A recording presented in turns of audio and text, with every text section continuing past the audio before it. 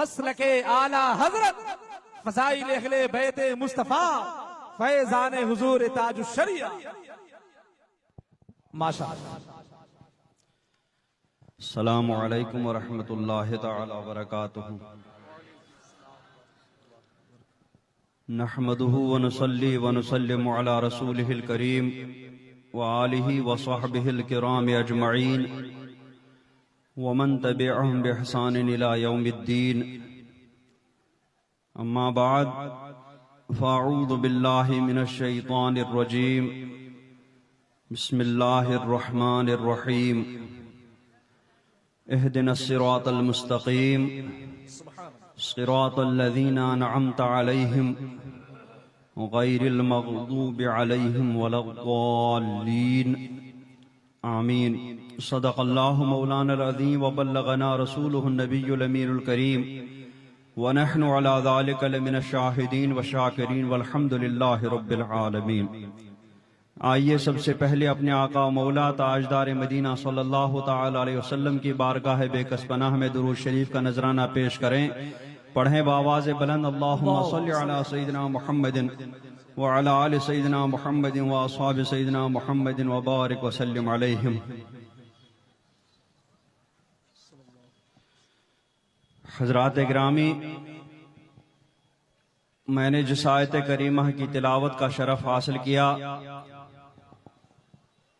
اس میں اللہ تبارک و تعالی اپنے بندوں کو تعلیم فرماتا ہے کہ میرے بندو کہو اہدنا الصراط المستقیم، کہ پروردگار ہمیں سیدھا راستہ چلا، راستہ ان کا جن پر تو نے احسان کیا، ان کا نہیں جن پر تیرا غضب ہوا، اور نہ ہی بہکے ہوں کا. اہدنا ہدایت سے ہے، اور ہدایت کے معنی علماء کرام نے بیان فرمائے کہ ہدایت کا معنی لطف و عنایت کے ساتھ راستہ دکھانا اور منزل مقصود تک پہنچانا. اللہ تبارک و تعالی نے بندوں کو پیدا فرمایا، انسانوں اور جنوں کو پیدا فرمایا، اور ان کی پیدا فرمانے کی حکمت فرمائی کہ وَمَا خَلَقْتُ الْجِنَّ وَالْإِنسَ إِلَّا لِيَعْبُدُونَ. میں نے انسانوں اور جنوں کو اس لیے پیدا کیا تاکہ وہ میری عبادت کریں. بعض مفسرین نے فرمایا لیعبدون یعنی لیعرفون، تاکہ وہ مجھے پہچانیں، میری معرفت حاصل کریں. تو گویا اللہ تبارک و تعالی نے انسانوں اور جنوں کو پیدا فرمایا اور ان کو ان کی منزل بھی بتا دی، ان کا مقصد بھی بتا دیا کہ تم لوگوں کو میں نے پیدا کیا تاکہ تم میری عبادت کرو، یعنی ان کی منزل مقصود اپنی معرفت بتا دی تاکہ تم میری معرفت تک پہنچ جاؤ. اور اس معرفت تک پہنچنے کے لیے، اس اللہ تبارک و تعالی کی بارگاہ تک پہنچنے کے لیے اس نے بندوں کو طرح طرح کی ہدایتیں عطا فرمائی. سب سے پہلے جو ہدایت ساری مخلوق کو عطا فرمائی، ہدایت الہامی، یعنی جو مخلوق کے دل میں ڈالا. ایک پیڑ جانتا ہے کہ اسے زمین سے کیسے پانی چوس کے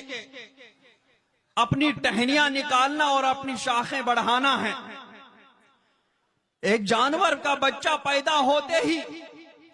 جان لیتا ہے کہ اسے کہاں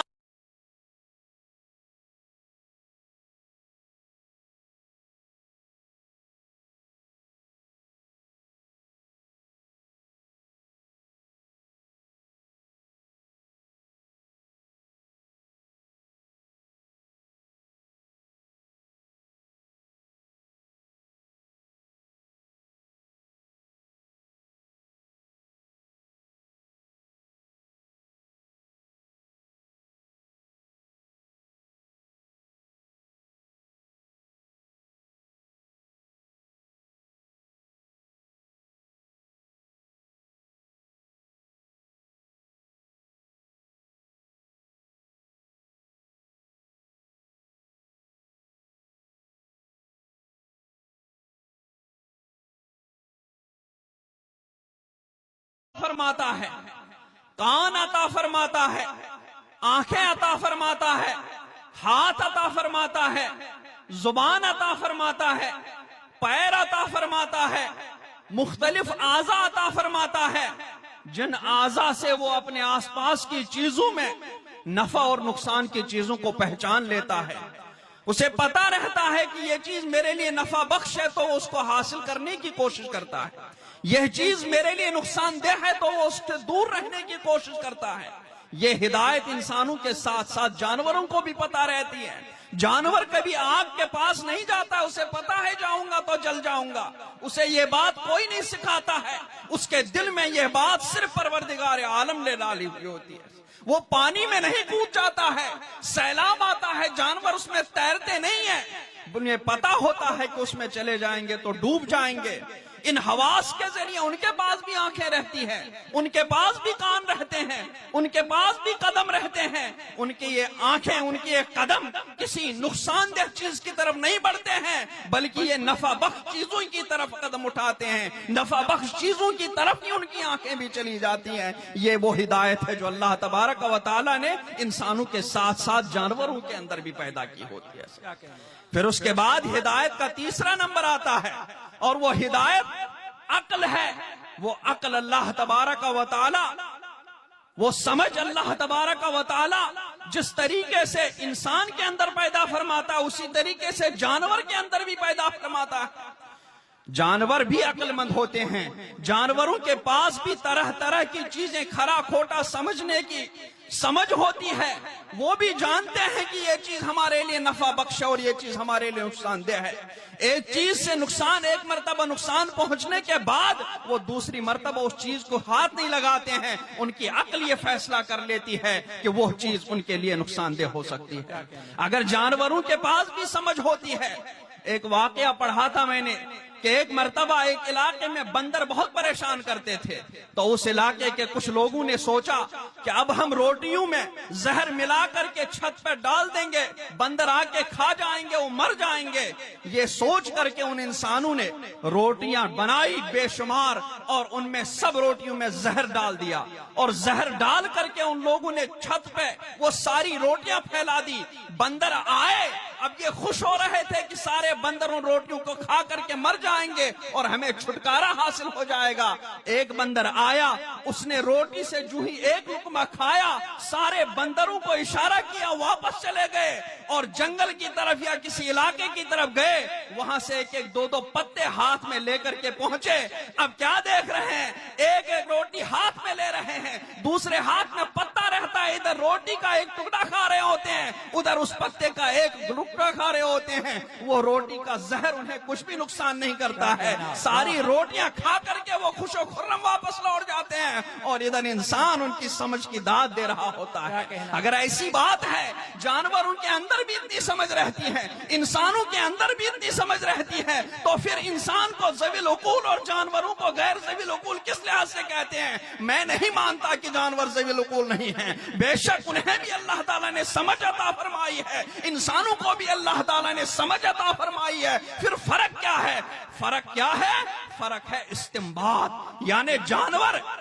کے سامنے بھی یہ پوری دنیا ہے، انسانوں کے سامنے بھی یہ پوری دنیا ہے، لیکن انسان اس کائنات میں کھوج کر لیتا ہے، انسان اس کائنات میں غور و فکر کر لیتا ہے، وہ ایک چیز کو دوسری چیز سے ملا کر ایک تیسری چیز وجود میں لا لیتا ہے، وہ سوچ کر کے دماغ لگا کر کے ان کائنات کی چیزوں کو ملا کر کے گاڑی تیار کر لیتا ہے، وہ ان کائنات کی چیزوں کو ملا کر کے ایروپلین تیار کر لیتا ہے، جانوروں کی طرح اڑنے کی کوشش کرتا ہے اور سمندر میں مچھلیوں کی طرح تیر لیتا ہے۔ وہ صرف وہی قوت استنباط ہے۔ جانور بھی چلتے ہیں، انسان بھی چلتے ہیں، اس ہوا میں جانور نے کوئی چیز نہیں بتائی اس ہوا میں یہ چیزیں ہیں، لیکن انسان نے جب کھوج شروع کر دی تو اسی ہوا میں جو ہوا ہم پی رہے ہوتے ہیں، اسی ہوا میں انہیں ہائیڈروجن بھی ملتا ہے، اسی ہوا میں انہیں آکسیجن بھی ملتی ہے، اسی ہوا میں انہیں کیلشیم بھی ملتا ہے، اسی ہوا میں انہیں ایٹم، یورینیم، پوٹاشیم، کیا کیا اس میں ہوا میں نہیں ملتے ہیں۔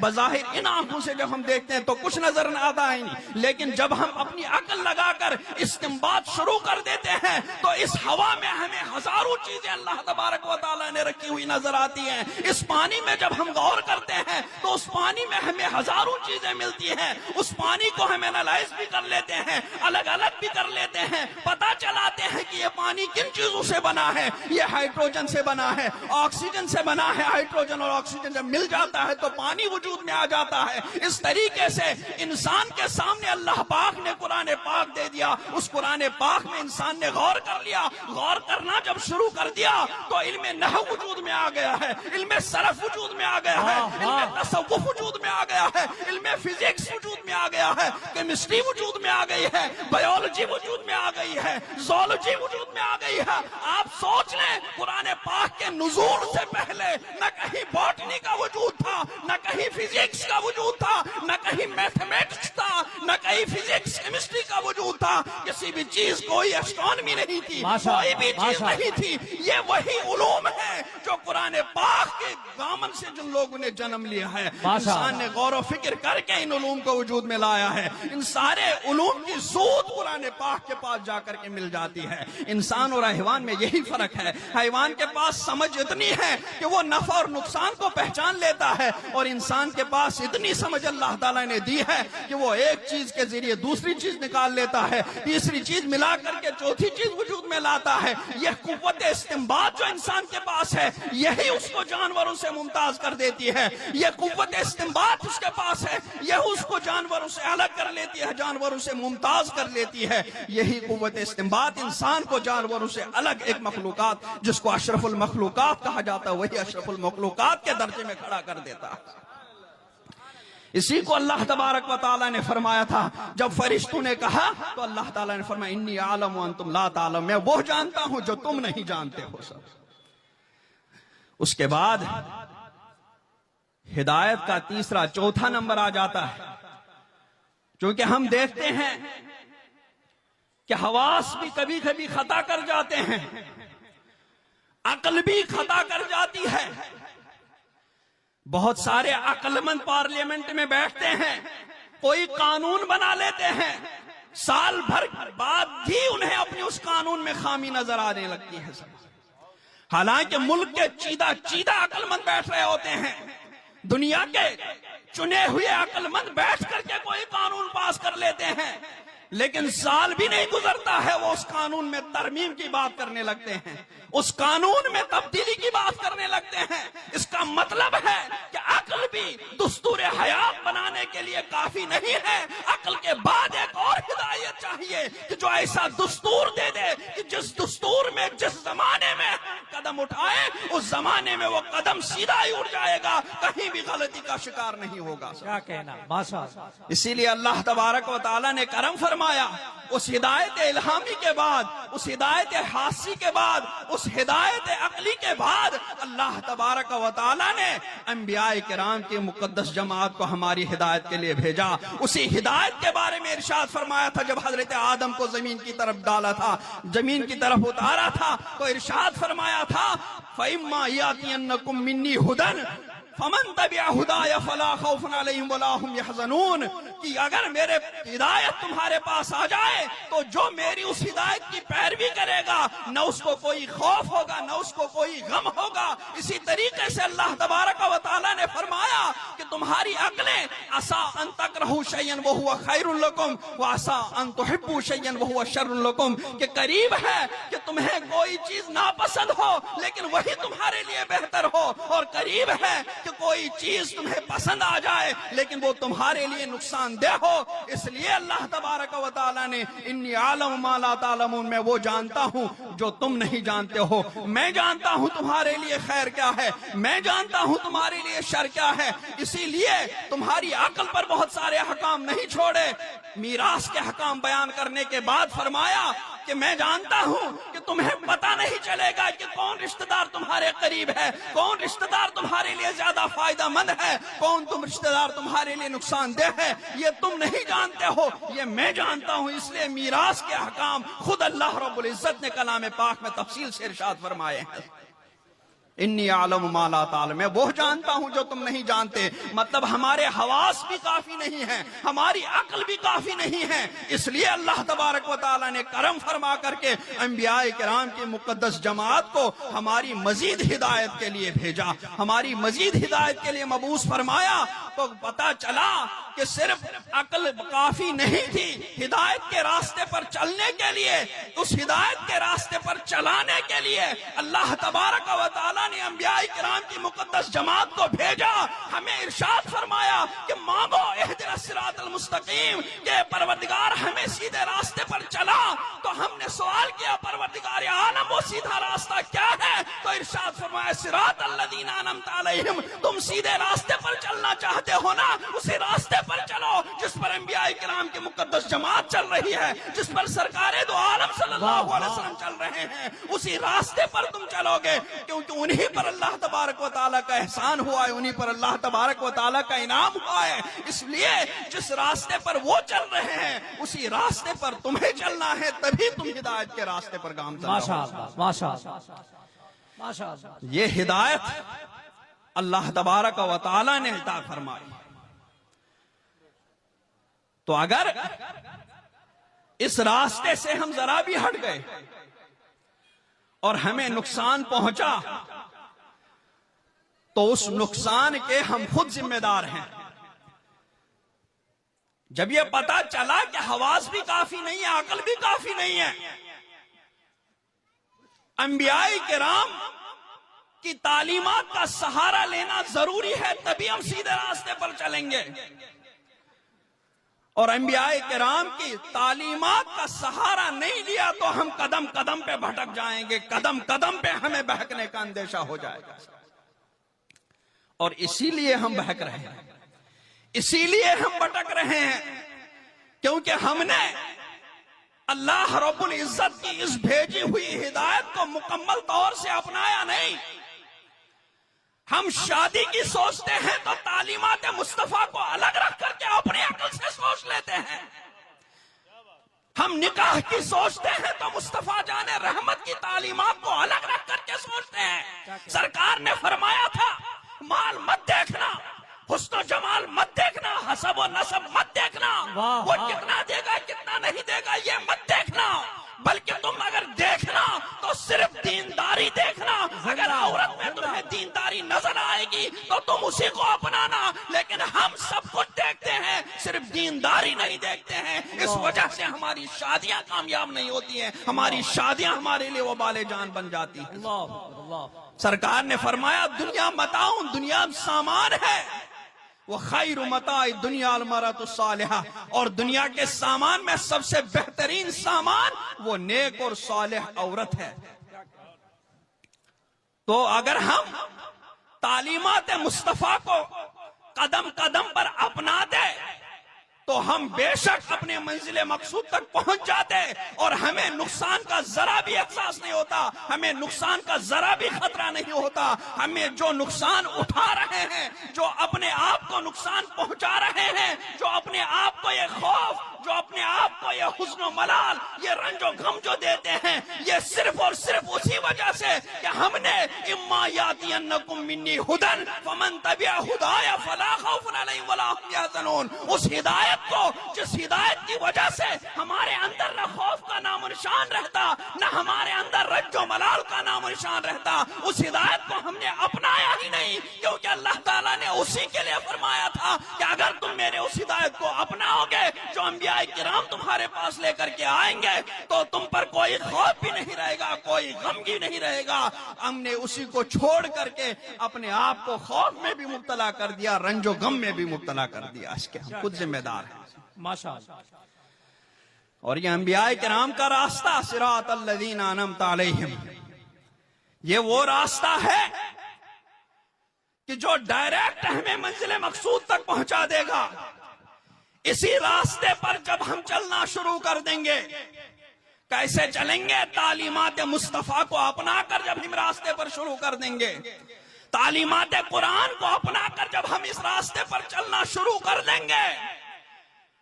تو اس راستے پر ہمیں تنہائی محسوس نہیں ہوگی، کیونکہ وہ وہی راستہ ہے جس پر آگے آگے سرکار دو عالم صلی اللہ علیہ وسلم چل رہے ہوتے ہیں۔ اسی راستے میں شہنشاہ بغداد حضور غوث اعظم دستگیر بھی آپ کو سرکار کے نقش پا پر چلتے ہوئے نظر آئیں گے، وہیں آپ کو جگہ جگہ اولیاء کرام کی جماعت چلتے ہوئے نظر آئے گی، وہیں آپ کو عظمت انبیاء بھی معلوم ہوگی، عظمت اولیاء بھی معلوم ہوگی، اور وہی ایک راستہ ہوگا کہ جس پر چل کر کے تم اپنے منزل مقصود تک پہنچ جاؤ گے، اللہ رب العزت کی بارگاہ تک کامیابی اور کامرانی کے ساتھ، بغیر کسی رنج و غم کے، بغیر کسی حزن و منال کے وہاں تک تم پہنچ جاؤ گے۔ لیکن جب ہم اس ہدایت کو اپنائیں گے، تو جب ہم انبیاء کرام کی اس تعلیمات کو اپنائیں گے، تب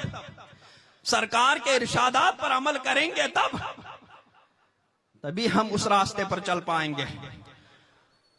اور اس پر چلنا چونکہ اللہ تبارک و تعالیٰ کی توفیق کے بغیر، تائید کے بغیر ممکن نہ تھا، اس لیے اللہ رب العزت نے ہمیں تعلیم فرمایا کہ تم مجھ سے دعا کرو کہ اہدنا الصراط المستقیم، کہ پروردگار ہمیں صراط مستقیم پر چلا، یعنی تعلیمات مصطفیٰ پر چلا، تعلیمات قرآن پر چلا۔ تو اللہ تبارک و تعالیٰ سے جب ہم خلوص للہیت کے ساتھ یہ دعا کریں گے، تو اللہ تبارک و تعالیٰ ضرور ہماری مدد فرمائے گا، اور ہمیں بھی انہی انبیاء کرام، انہی انعام والوں کے راستے پر چلائے گا، جن انعام والوں کے راستے پر سرکار آگے آگے اور ان کے پیچھے سارے ولیوں کی جماعت، سارے نبی آگے آگے چل رہے ہیں۔ اس کے بعد ہدایت کا آخری مرتبہ کہ جب اللہ تبارک و تعالی کی بارگاہ تک بندہ پہنچ جاتا ہے، اس معرفت کے مقام تک پہنچ جاتا ہے جس معرفت کے مقام تک پہنچنا مقصود ہوتا ہے، اس معرفت کے مقام تک پہنچ کر کے بھی اللہ رب العزت فرماتا ہے میرے بندے کہو اہدنا الصراط المستقیم۔ اب سوال ہوتا ہے کہ میں تو انبیاء کرام کے راستے پر چلا، انعام والوں کے راستے پر چلا، اور رب العالمین کی بارگاہ تک پہنچا، اب اور کون سی ہدایت باقی رہ گئی ہے کہ جس کی مجھ سے دعا مانگنے کی تعلیم فرمائی جا رہی ہے؟ تو مفسرین کرام فرماتے ہیں کہ جب ابتدائی حال والا سالک اہدنا الصراط المستقیم کہتا ہے، تو اس کا مطلب ہوتا ہے کہ پروردگار مجھے سیدھے راستے پر چلا۔ لیکن جب عارف باللہ جو اس مقام معرفت تک پہنچ چکا ہوتا ہے، جب اس کے منہ سے اہدنا الصراط المستقیم نکلتا ہے کہ پروردگار مجھے سیدھا راستہ چلا، تو اس وقت اس عارف باللہ کا مطلب ہوتا ہے کہ پروردگار عالم میں نے تیری معرفت حاصل کر لی ہے، تیری معرفت کے مقام تک میں پہنچ چکا ہوں، اب میری آنکھوں کو تو منور فرما دے، میرے دل کو تو منور فرما دے، اور جب میرا سب کچھ تیرے نور سے منور ہو جائے گا، میری آنکھوں میں وہ نور آ جائے گا کہ جس کی بنا پر میں تجھے دیکھ سکتا ہوں، تو جب تو مجھے وہ نور عطا فرما تاکہ میں تجھے تیرا دیدار تیرے ہی اس رکھے ہوئے نور سے کر دوں۔ ماشاءاللہ۔ اور جب اللہ تبارک و تعالی اس کے دل کو پاک و صاف فرما کر اس کو اپنے نور سے منور کر دیتا ہے، اس کی آنکھوں کو اپنے نور سے منور کر دیتا ہے، تو وہ بندہ اس مقام معرفت میں پھر اللہ تبارک و تعالی کے دیدار میں، اللہ کے نور سے اس کے نور کو دیکھنے میں ایسا محو ہو جاتا ہے کہ پھر اس کے بعد اسے کوئی خواہش نہیں رہتی ہے۔ کیوں؟ اس کے بعد پھر کوئی کوئی مرتبہ ہی نہیں بچتا، یعنی اس کو اللہ تبارک و تعالیٰ کے دیدار سے اب نظر ہٹانے کی کوئی ضرورت ہی نہیں محسوس ہوتی ہے، اور نہ ہی نظر آنے کا خیال، نظر ہٹانے کا خیال اس کے دل و دماغ میں آ جاتا ہے۔ اس لیے اس کا سیر عارف باللہ کے کہنے کے مطابق سیر اللہ سے ختم ہو کر کے اب سیر فی اللہ شروع ہو جاتا ہے، یعنی اللہ تبارک و تعالیٰ کے دیدار میں وہ ایسا محو ہو جاتا ہے کہ پھر وہاں سے وہ واپس آنے کی سوچتا بھی نہیں ہے، اس کی ساری بلکہ جہاں تک پھر اس میں حیات رہتی ہے وہ اللہ رب العزت کے دیدار ہی میں مصروف رہتا ہے، اللہ تعالیٰ کے نور سے ہی، اس کے نور کے دیدار میں ہی محو رہتا ہے۔ اہدنا الصراط المستقیم، پروردگار ہمیں سیدھا راستہ چلا، ان لوگوں کا راستہ جن پر تیرا انعام ہوا، سرکار دو عالم کا راستہ، سرکار غوث پاک کا راستہ، اولیاء کاملین کا راستہ، اور اس دور میں سرکار اعلیٰ حضرت کا راستہ، سرکار مفتی اعظم کا راستہ، سرکار تاج الشریعہ کا راستہ، کہ جو اس وقت ہدایت کا بہت اہم ذریعہ ہے، جس پر چل کر ہی ہم حضور غوث پاک کی بارگاہ تک پہنچتے ہوئے، جس میں آگے چل کر ہم سارے اولیاء کرام کی زیارت کرتے جائیں گے، اور ان اولیاء کرام کی اس میں جو ہے ان کے ساتھ میں، ان کی معیت میں ہم آگے بڑھ کر کے اللہ تبارک و تعالیٰ کی بارگاہ میں پہنچ جائیں گے، اور اس منزل مقصود تک پہنچ جائیں گے جس منزل مقصود تک پہنچنے کے لیے اللہ تبارک و تعالیٰ نے ہمیں پیدا فرمایا ہے۔ اسی دعا پر ہم بھی ختم کر دیتے ہیں، اہدنا الصراط المستقیم صراط الذین انعمت علیہم غیر المغضوب علیہم ولا الضالین آمین۔ پروردگار ہمیں مسلک اعلیٰ حضرت پر، مسلک اہل سنت پر قائم و دائم رکھے، اسی پر ہمارا خاتمہ فرمائے اور اسی پر ہمارا حشر فرمائے۔ وصلی اللہ تعالی علی خیر خلقہ محمد وعلی آلہ وصحبہ اجمعین برحمتک یا ارحم الراحمین۔ جن لوگوں کو مرید ہونا ہے